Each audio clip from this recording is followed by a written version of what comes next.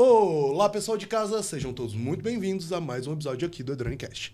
Eu sou Edivaldo Firme, especialista em comunicação digital aqui na Edrone, e hoje eu tenho o prazer de receber não só uma especialista dentro do nosso cenário, mas também uma mulher sensacional, Cacau, coordenadora de parcerias da Olish. Você está ouvindo o EdroneCast, o podcast da Edrone, a plataforma de CRM e automação de marketing feita sob medida para e-commerce. A Edrone acredita que a democracia ao acesso de tecnologia pode empoderar pequenas e médias lojas a competirem com gigantes. Crie agora mesmo sua conta gratuita no QR Code e transforme os insights dessa conversa em vendas reais. Tudo bom? Tudo bem, obrigada pelo convite. Imagina. Primeiro, Ed, tudo Pode bem? se apresentar para o pessoal de casa para eles entenderem o que a gente vai falar hoje sobre jornada dentro do mundo do e-commerce. Combinado. Bom, pessoal, eu sou a Cacau Figueiredo, eu sou coordenadora de parcerias na Olish. Eu cuido da unidade de negócio do e-commerce, mas a minha trajetória é um pouco diferente. Eu passei 8 anos no setor imobiliário e eu queria me desafiar como pessoa e sair da minha zona de conforto. E foi aí que eu entrei de cabeça, mergulhei no universo de e-commerce e foi muito incrível para mim, porque eu me identifiquei exatamente por ser uma área de constante movimento, né? Então, muito mais do que me brilhar os olhos, o e-commerce, né? Todo o dinamismo também foi algo que teve muita sintonia com a pessoa que eu sou, né? Fora do trabalho. E aí, a partir disso, eu comecei a procurar como eu poderia adquirir mais conhecimento dentro do e-commerce, sendo que eu não tinha essa bagagem, né? Porque o e-commerce, por mais que no Brasil não tá tanto tempo quando a gente olha para países Estados Unidos, etc. Eu pensava, nossa, como que eu vou adquirir o mais rápido possível de conhecimento para eu conseguir ter conversas relevantes nos lugares que eu preciso estar. Então, foi aí que eu entrei na comunidade de mulheres no e-commerce para aprender. Foi onde eu tive acesso a conteúdo, a cortesias para evento. Fiz um networking a partir disso. Mas depois também eu posso contar um pouquinho mais. E tô aí nessa jornada há 4, 5 anos no e-commerce. Já passei por soluções de dados, de avaliação. Hoje estou na Olish.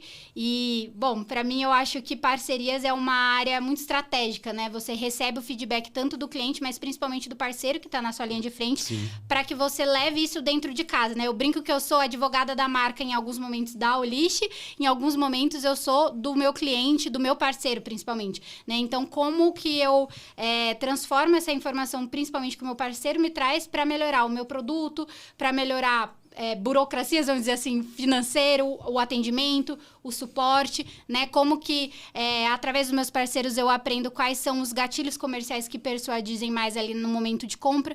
Então, eu fiz essa mudança, né? Comecei com marketing, né? Eu sou formada em publicidade e propaganda, tenho especialização em planejamento estratégico para países emergentes e sou formada também ali com MBA em mídias digitais.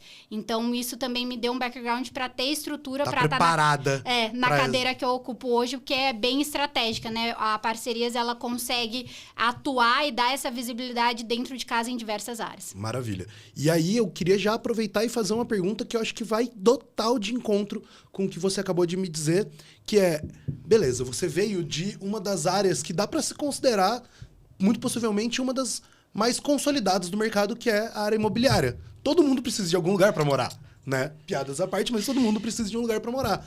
Como foi fazer essa migração e como que você sente esse movimento mercadológico pro digital? Porque hoje em dia as pessoas também compram casa online, mas como foi fazer essa virada e esse posicionamento de olhar e falar assim, ok, eu estou saindo de um mercado tradicional e eu estou indo para algo que eu não sei como vai ser amanhã.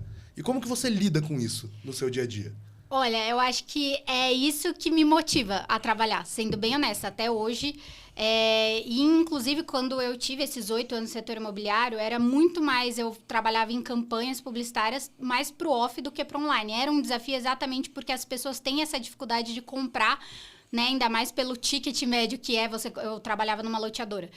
Você comprar um terreno online. Então, você falar de mídia paga, tráfego pago naquela época, gente, vocês não têm noção da dificuldade que era para o consumidor se adaptar a ter esse comportamento de compra, né, no setor imobiliário.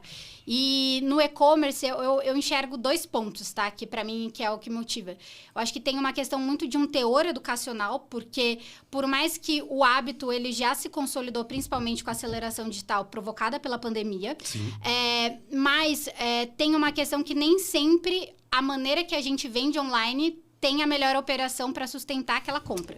Você trouxe agora uma das coisas que eu, infelizmente, tenho que ser um pouco provocativo, que é, hoje em dia, todo mundo considera que tá fácil vender no e-commerce. Eu costumo brincar que, o que não falta é amigo meu me perguntando, cara, tô pensando em sair do meu emprego e acho que eu vou montar um e-commerce, né? Porque dá certo, é fácil. E eu fico olhando pra eles e falo assim, quem disse que é fácil? Não tô falando que é difícil, mas pra você, principalmente com o seu modelo de vista hoje, estando à frente de uma posição que conversa com literalmente todo mundo e tá vendo a dor de todo mundo. Essa ideia de que ter um e-commerce é fácil é uma verdade ou é uma falácia que tá sendo empurrada pra gente porque cada vez mais tem mais e-commerce por aí? Olha, a minha opinião, ela se divide. Ok. Ela pode ser fácil em termos de você criar uma loja num e-commerce. Porque hoje, graças a Deus, né? Graças a Deus não, graças à humanidade também, né? Com a tecnologia, esse era o meu ponto. Com a inteligência artificial, você tem aí inúmeras ferramentas no mercado que às vezes você consegue colocar uma loja no ar em um dia. Só que o que as pessoas não têm um conhecimento da complexidade é, você não precisa só da loja virtual rodando. Para ela, de fato, rodar, que é do clique ao envio do produto, tem muitos steps. Eu falo então, que tem muita água passando debaixo da ponte. Você está integrada com o meio de pagamento? Sim. Ah, mas você está pelo menos com 2, porque em um momento de instabilidade, se você não está transacionando, você não está vendendo. Total. Esse é o meu primeiro ponto. Frete, como que você tá integrado com o frete para ele te apoiar? Hoje a gente fala muito que o frete, a logística é o novo marketing. Total. Então também tem um ponto. Sua loja pode ser linda, maravilhosa, só que se você tá pecando no frete, você não vai conseguir manter esse cara dentro de casa, você não vai fidelizar ele, né? E aí, assim, a gente tá falando de um básico bem feito, né? Pagamento, uma boa plataforma e tal. E aí, a gente também fala, como que você tá comunicando, gerando essa experiência? Você tem, por exemplo, um bom CRM, como que você tá se posicionando de marca? Como que você lida com a experiência do seu cliente, Exato. Né? Então, assim, dá pra... vamos falar, aumentar essa experiência. Então, por exemplo, abriu a caixa, tem uma questão sensorial que vem o cheiro da marca. Porque isso é até um ponto que eu falo muito, né, em outros momentos com outras pessoas de mercado, que é, gente, CRM também deixou de ser só personalizar o nome e olhar para uma base, né? Como que você consegue se tornar relevante dentro da mensagem que você quer passar? E a inteligência artificial vem muito para nos ajudar para ganhar escala dentro de uma relevância. Total. Né? Então, quando você me pergunta, nossa, realmente é fácil vender online? Você tem meios que te facilitam. Só que se você não tiver o conhecimento para parar essa infraestrutura de pé, você vai fracassar. Eu costumo brincar também, quando a gente tá falando no meio, é que, se fosse tão fácil, o que não ia faltar é a loja vendendo copo d'água. Porque todo mundo sente sede, todo mundo precisa de um copo d'água. Por que não tem loja de copo d'água abrindo a torta direito? Porque não é só sobre produto ou loja. É sobre a estratégia, é sobre branding, é sobre como que você constrói uma narrativa, como que você continua se comunicando. E essa é uma parte que muita gente perde no meio da jornada, que é, vendi, né? O que muita gente faz é subir a loja, subir um anúncio, coloquei dinheiro no tráfego, agora vai vender. Beleza. Eu costumo dizer que aí você não vendeu, você alugou. Você alugou aquele tráfego. Você alocou aquela pessoa, ela chegou até ali, ela não virou seu cliente, ela virou um caçador de promoção. E aí, no outro ponto, a gente tem lojas que já estão consolidadíssimas e que entendem a necessidade sobre construir e cultivar a própria base. E aí, hoje, você consegue entender essa diferença e como que você explicaria isso para quem ainda não tem essa visão de que, às vezes, 100 mil visitas é pior do que 100 pessoas se cadastrando na sua base? Eu vou dar um passo atrás. Perfeito. E eu vou aterrissar sobre o ano que a gente está vivendo. É um ano de eleição. Sim. É um ano de Copa. É um ano com muitos feriados. E por que eu estou trazendo isso? E além que no e-commerce, a gente está num momento onde as marcas estão criando as próprias datas, né? Além das datas duplinhas ali que a gente vê que o mercado asiático trouxe, né? 7/7, 5/5, já se consolidou. E por que eu estou trazendo esse passo? Porque o que acontece? Momentos de pico só vão mostrar o erro que já existia na sua operação. E se você não faz o básico bem feito, nesses momentos, o que era um problema pequeno... Vira uma bola de neve gigante. E eu acho que é sobre isso que a gente tá falando. Então, para esse lojista que acha, mas será que eu me importo com isso? Será que eu já preciso implementar a inteligência artificial? E aí eu sempre falo, olha com cuidado, seja cauteloso para a sua operação. Ela tá parando em pé? Se a resposta for não, ou se você não sabe, então reveja. Para depois você investir em experiência de compra, por exemplo, olfativa, que eu dei no exemplo ali no começo, em uma inteligência artificial robusta. Eu, por exemplo, sou uma fã de Fórmula 1. E eu sempre uso muito esse exemplo que você precisa comprar uma Ferrari, por exemplo, para você virar a esquina. Né? Então, não só a questão de investimento, porque às vezes realmente a pessoa fala, eu estou comprando porque eu quero ter uma Ferrari. Ok, é uma decisão consciente. Mas para um business ser saudável, que eu acho que em pleno 2026... A gente fala muito isso, e principalmente para quem empreende, né? A realidade que eu preciso ter um negócio que seja saudável do começo ao fim. Então, se não é saudável, vamos rever? Eu acho que é essa a provocação que eu faço para quem está aí de casa assistindo a gente. Perfeito, porque isso conecta muito com o ponto de vista que eu tenho particularmente, que nem toda boa ferramenta é boa por ser boa. E aí eu trago uma referência que o Homem de Ferro, todo mundo acha muito legal ele voando com a armadura dele, que faz 1 milhão de coisas. Mas a armadura dele só é boa porque a mente do Homem de Ferro é uma mente boa, estratégica e consegue fazer tudo aquilo funcionar. É o mesmo modelo que tem que ser aplicado para todo modelo de negócio. O negócio por si só, o e-commerce, o varejo, ele pode ter um produto legal, ele está formulando bem, mas se não tem ninguém por trás para apertar os botões certos, tomar as decisões corretas, analisar o que tem que ser feito, aquilo lá é só mais um monte de coisas empilhadas. E aí, quando a gente pergunta sobre empilhamento de funções, de coisas, de problemas, eu queria até fazer uma outra pergunta para você que talvez se conecte um pouco com o seu passado, que foi... Você estava me explicando que veio de uma publicidade mais off, de uma publicidade onde não tinha o mais básico que a gente fala dentro do digital, que é o traqueamento. Então era fazer, vou chutar aqui, tá? Mas era fazer de folheto a banner gigante e torcer para que as pessoas estivessem ali olhando. Enquanto hoje a gente consegue, com tecnologia, ser muito mais assertivo. Você acha que as pessoas já se acostumaram com essa ideia? E quando eu digo isso, a gente pode ter o exemplo mais básico, igual você deu, que todo mundo hoje espera receber um e-mail com o nome dela. Se vier com um nome aleatório, a pessoa já vai até achar estranho. Você sente que, mercadologicamente, todo mundo já se acostumou com a tecnologia invadindo o nosso dia a dia? Sim, e eu acho que o consumidor, cada vez mais, ele fica exigente.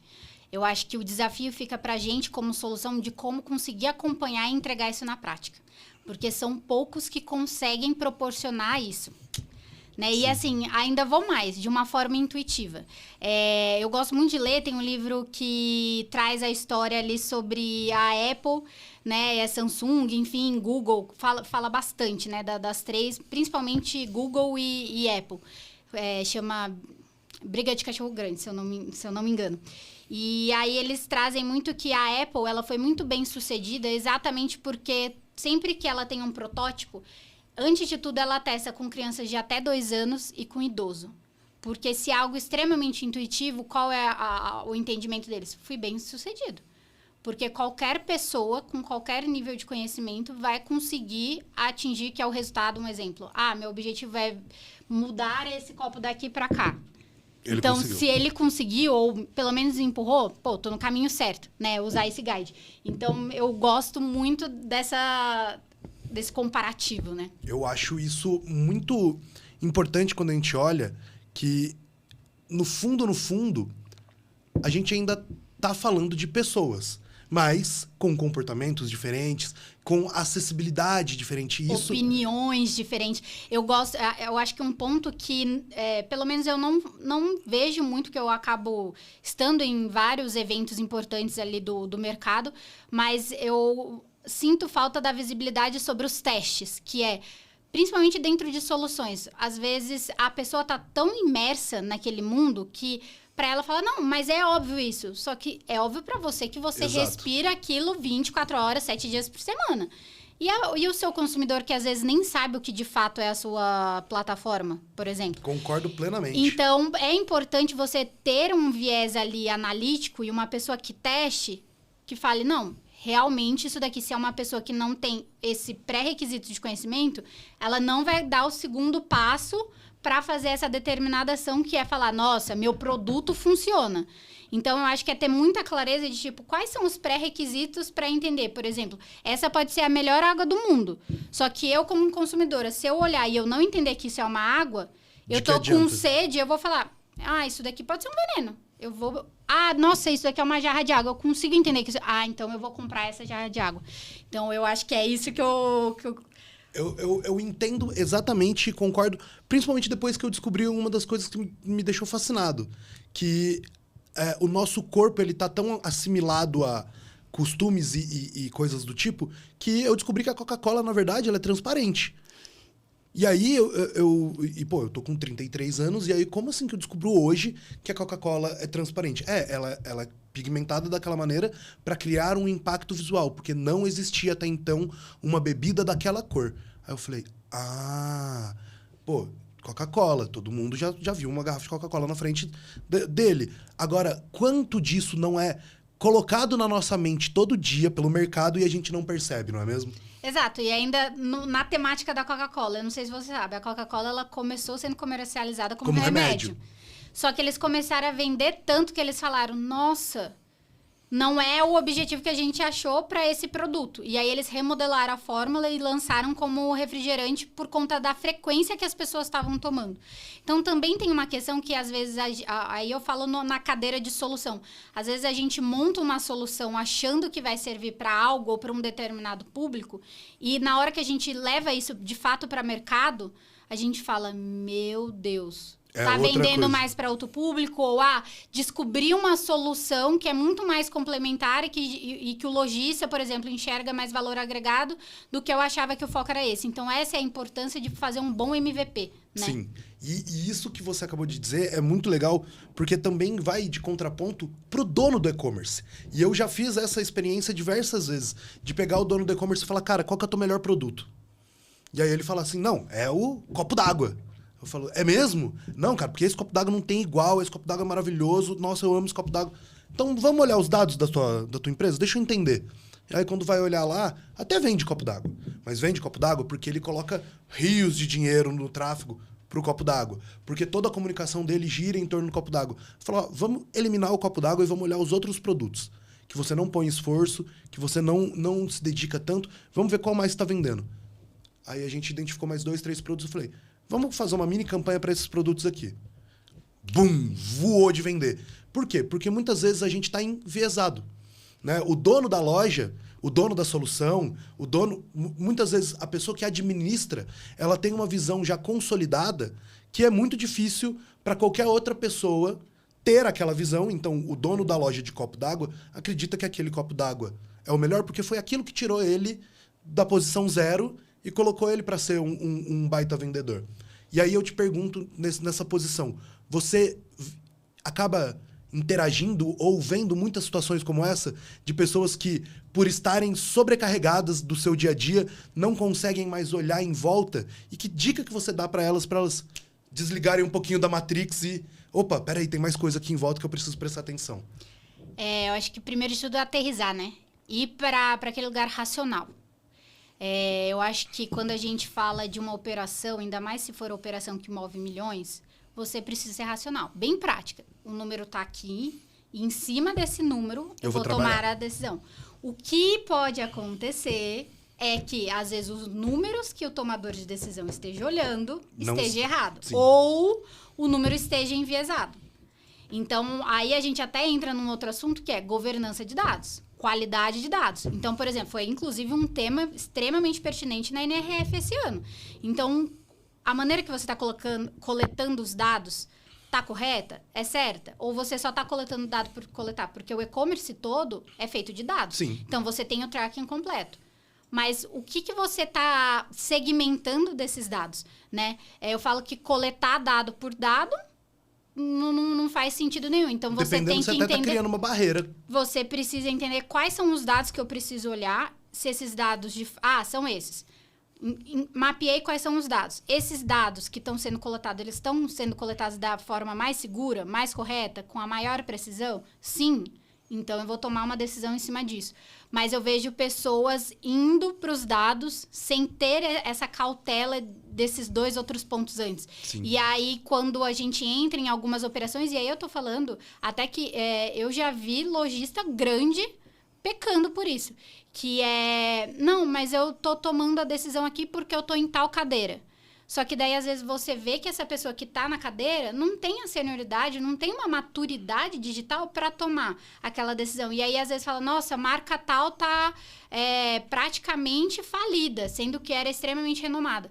Só que, assim, se essa pessoa que é a tomadora de decisão também não tá olhando o melhor dado, não tem o melhor conhecimento, infelizmente, pode ser que você tá colocando o seu negócio na linha de fogo. Exato. E é muito doloroso ouvir isso vindo de você, porque assim, a gente deu o exemplo de cadeiras e pessoas que faturam milhões, mas é também a dor de muito pequeno e médio. Principalmente porque aí a gente tá falando, e aí conecta muito no que você disse no começo, que é como que eu adquiro conhecimento. E, pô, que legal que você conseguiu achar uma linha de conhecimento que é super valiosa. Agora, quantas pessoas não caem no conto do guru da internet? Não vem aquele link por R$ 9,90 que fala, eu vou te ajudar a criar a fórmula perfeita para você vender R$ 1 milhão no seu e-commerce. Eu fico, putz, cara, quem que vai explicar para esse rapaz que não é uma fórmula de bolo, que não é tão simples assim, que não é só injetar dinheiro dentro do tráfego pago, que é preciso um background mesmo para entender que o mercado digital ele vai muito mais longe do que tirar pedido, embalar ele e postar no correio, né? Então, hoje, no seu ponto de vista, você acredita que, mercadologicamente falando, o Brasil ele já está se adaptando a ter essa visão de, ok, eu preciso olhar para dados, ou a gente ainda está naquela parte de tem muita gente que tem medo da matemática e confia no relatório que chega, e tá verde, tá bom, tá vermelho, tá ruim, e vai tocando do jeito que dá? Infelizmente, eu acredito que a gente tem uma baixíssima maturidade digital.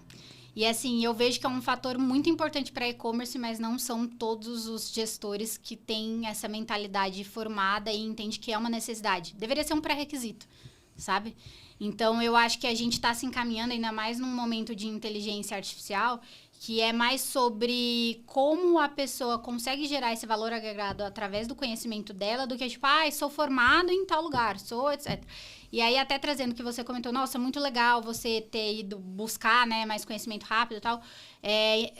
Eu fico muito feliz porque foi uma trajetória em que eu entrei na comunidade, eu fui voluntária dentro da comunidade de atendimento. Esse ano eu tive o prazer e a honra de ser convidada para me tornar embaixadora de mulheres no e-commerce.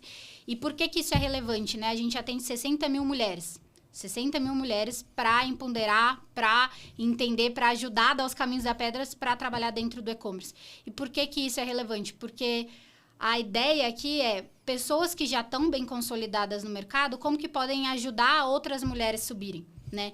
Então, eu acho que também tem muita coisa legal no mercado, não só essa comunidade que eu sou embaixadora, mas que não precisa ter necessariamente um custo envolvido. E aí que eu falo, quanto que a pessoa também está disposta a investir em autoconhecimento para dar o próximo passo numa carreira, o próximo passo numa operação, e aí vai até além da questão dos dados, né? Então, eu entendo exatamente, e eu acho que aí também tem um pouco do feeling do brasileiro, tá? E aí eu vou sair em defesa da nossa classe brasileira, que assim, o brasileiro ele é muito hábil, muito mesmo, e eu vejo isso em contato com o pessoal da Polônia, da Edrone, eu vejo com o pessoal do México. O brasileiro ele tem esse faro para resolver problemas.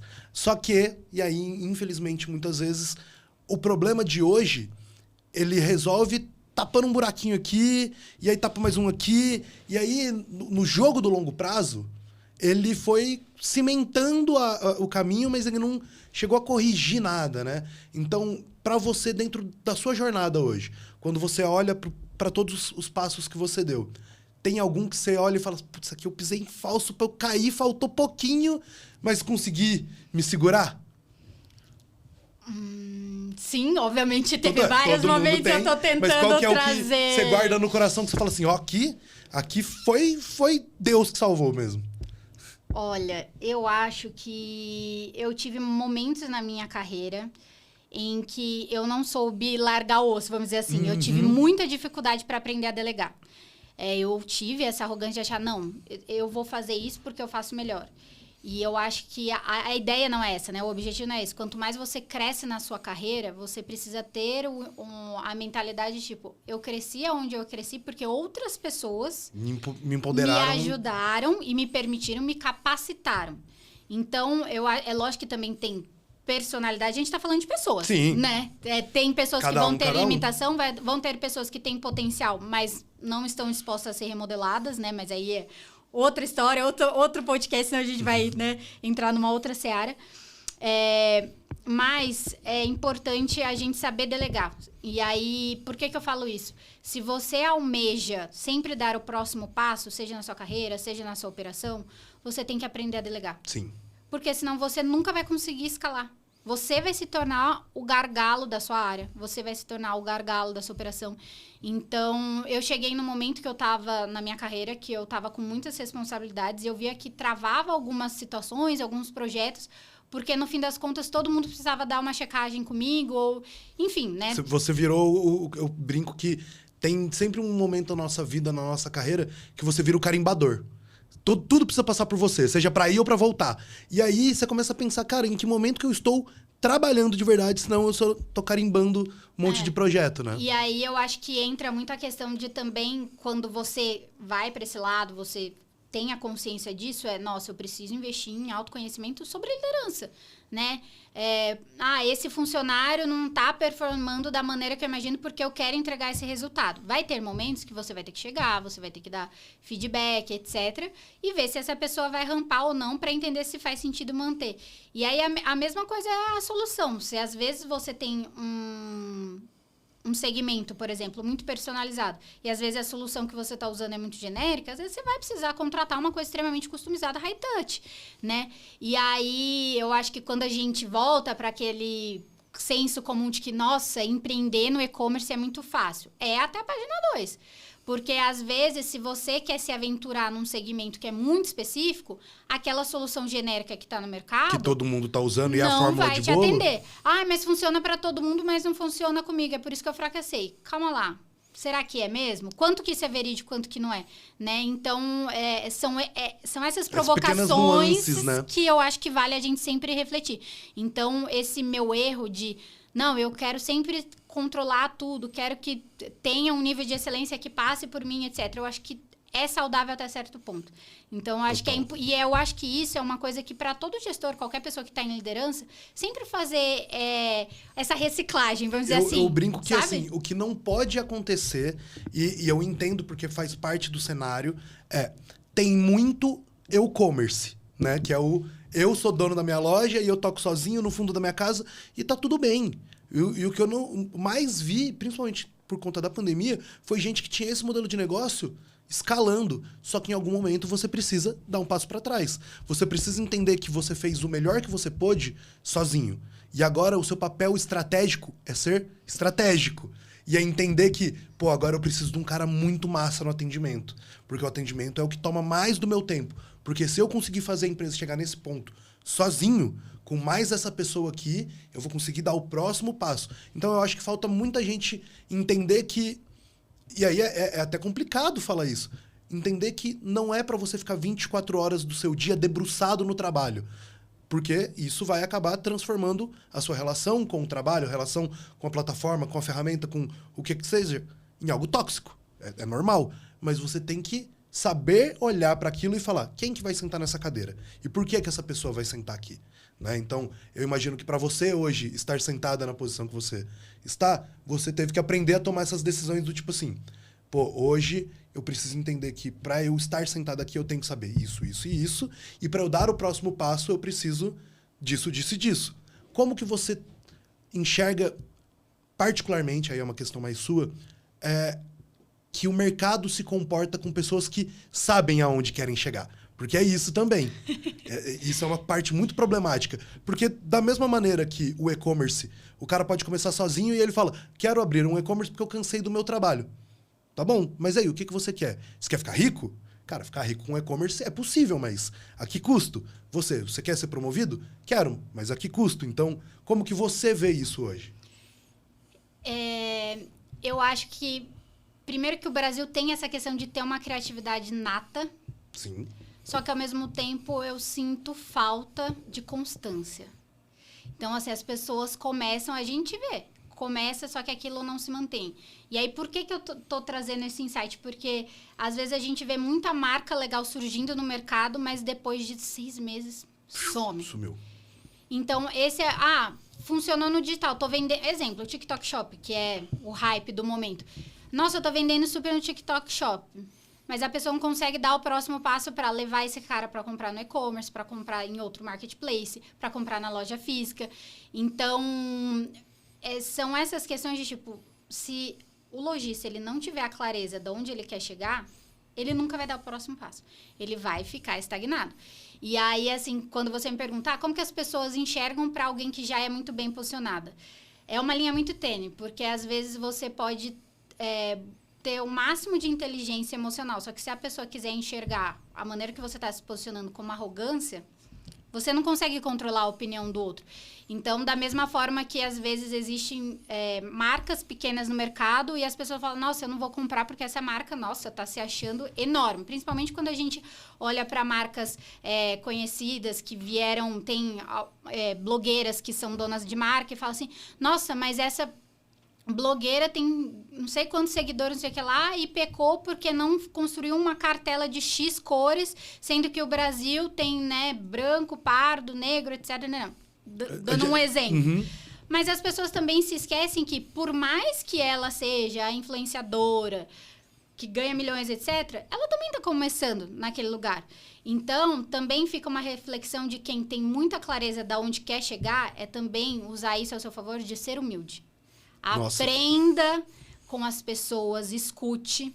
Nem sempre você vai ter razão. Às vezes você vai estar errado mesmo, sabe? E aí o que eu quero dizer também é, quando você entra para um lugar de, eu sou a referência, vamos também estar olhando no espelho.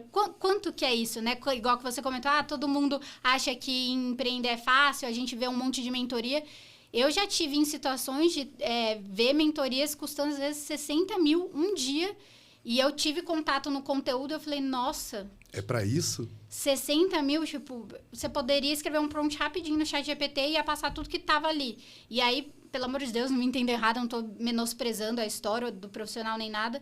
Só que eu acho que também vamos estar validando, não ir tanto pelo que a pessoa se vende, né? A gente vê muito isso, né? Então... Infelizmente faz parte do nosso mercado... E tá tudo bem. Exato. Eu só queria concluir nesse sentido que se você quer ser uma referência, tenha segurança de que você tem a melhor estrutura e você tem governança para bancar essa referência que você quer chegar. Isso. Porque, você chegar e falar, eu sou o CEO. Um exemplo, sou o CEO da empresa XPTO. Aí a pessoa vai chegar e vai falar assim, mas aí encontra um cliente em um evento e fala assim, então porque eu tô com dúvida no suporte, não sei o que lá, tem uma ouvidoria para eu reclamar? Não sei. Tipo, é lógico que um CEO nunca vai saber níveis granulares de uma operação, até porque a gente tem especialistas para isso, mas o que eu quero dizer com esse exemplo é, se você almeja um lugar de ser o CEO, de construir uma marca renomada, você também precisa ter o máximo conhecimento possível. Por exemplo, uma marca que eu acho muito legal, que é o Outback e o Starbucks. Eu acho que o Starbucks hoje em dia não é tanto nessa modalidade que é. Você só pode ser gerente ou dono do lugar se você passar por algumas funções. Algumas funções de estágio ali. Eu não sei se isso mudou, tá? Pode ser que eu esteja falando dados desatualizados aqui. Mas eu lembro que eu li uma biografia, eu acho que talvez seja até do Outback. E aí eu achei muito interessante porque realmente tem momentos que você precisa dar esse passo atrás. Nesse emprego que eu tive do setor imobiliário, eu tive uma conversa com o meu líder uma vez e ele falou, Cláudia, eu queria muito que você... Por 6 meses, você mais observasse aqui do que você desse a sua opinião. Não que eu não queira a sua opinião. Você pode me chamar no privado e me trazer. Mas eu quero que você observe, até para você entender, fazer uma boa leitura das pessoas, entender. E aí até sugerir aqui que você faria diferente. Porque o que acontece? Quando você vai crescendo em determinadas funções... As pessoas começam a ter medo, entre aspas? As pessoas não é... A não ser que você seja um líder muito acessível, as pessoas não vão trazer o problema para você ou vão mascarar esse problema.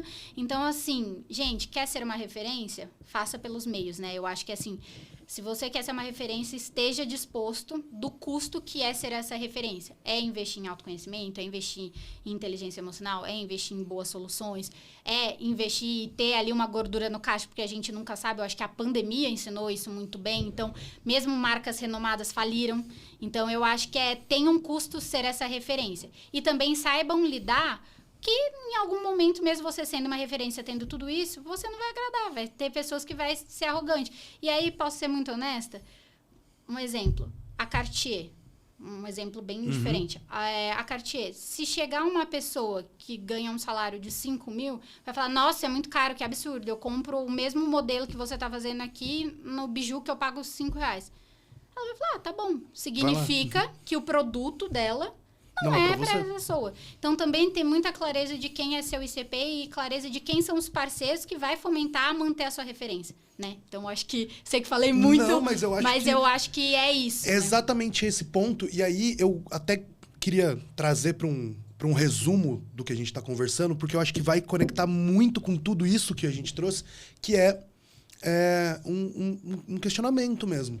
Que como uma mulher jovem que fez uma migração diária, vê o mercado digital crescendo, principalmente nesse momento onde você é jovem demais para ser considerada uma senhora que já conhece tudo do mercado, mas também já não é a menina da geração X, Z, mais novinha, que tá super antenada em tudo. E provavelmente é o cenário de muita gente que está assistindo a gente nesse momento.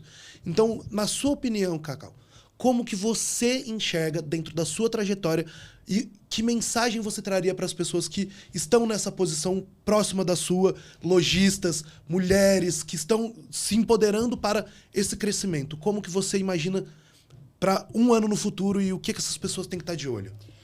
Eu acho que, antes de tudo, é você criar processos para garantir governança. E por que isso? Para que as pessoas não dependam de você. E cada vez mais você ter tempo para usar essa criatividade para aprender novas soluções, tá ali aprendendo sobre inovação de mercado, pensar fora da caixa. Eu acho que quanto mais a gente ficar presa numa operação, a gente vai para o operacional. E a ideia é que, se você está almejando nova função, crescer a operação, crescer em ticket médio, você precisa dar esse próximo passo. Então, se você está presa no operacional, você não vai conseguir ser estratégico. Então, esse é o meu conselho de casa. Assim. Aprendam a criar uma estrutura que tenha, de fato, que ela aguente a sua operação, para você ter uma boa governança, processos claros, documentado, para que você consiga pensar fora da caixa. Né? No fundo, e no final das contas, o que todo mundo precisa são uma coisa que é fácil e outra que é impossível. A fácil é dados. E com dados, hoje em dia, o e-commerce, e aí a gente tem que falar da Edrone, que é um CRM que ajuda a concentrar todos esses dados em um lugar só. Então, beleza, dados, número 1, super importante. E o número 2, que eu falo para todo mundo, que é o mais raro e que todo mundo tá batalhando para descobrir como conseguir mais, é tempo. Porque tempo é a moeda de troca mais injusta que tem, né? Você dá e nunca recebe de volta. Então, se você consegue tempo para ter tempo de qualidade, para conseguir pensar, para conseguir analisar, conseguir se dedicar a você mesmo e aprimorar o que você está fazendo, ali sim você vai ter um retorno garantido, né? Então, quando você consegue juntar as duas coisas no mesmo lugar, melhor ainda. Então, eu acredito que a gente conseguiu passar para todo mundo essa mensagem de que não é impossível, a tecnologia ela tá aí para ajudar, tem espaço para muita gente crescer ainda, só que ela precisa saber aonde olhar, como olhar e o que fazer quando chegar lá. É isso? É isso. A tecnologia é o caminho. E eu acho que o final é exatamente a pessoa se apoiar da maneira correta na tecnologia para dar o próximo passo dela na operação. Perfeito. Cacau, muito, muito, muito obrigado. Foi uma delícia bater esse papo com você. Já tá super convidado, porque a gente já sabe que tem mais coisa para falar, né? E se você ficou até agora com a gente, não se esquece de se inscrever no nosso canal, clicar no link aqui embaixo para você conseguir ganhar dados e tempo usando a Edrone de graça. E claro, já se liga no próximo episódio que chega em breve. Até mais e tchau, tchau! Tchau, obrigada.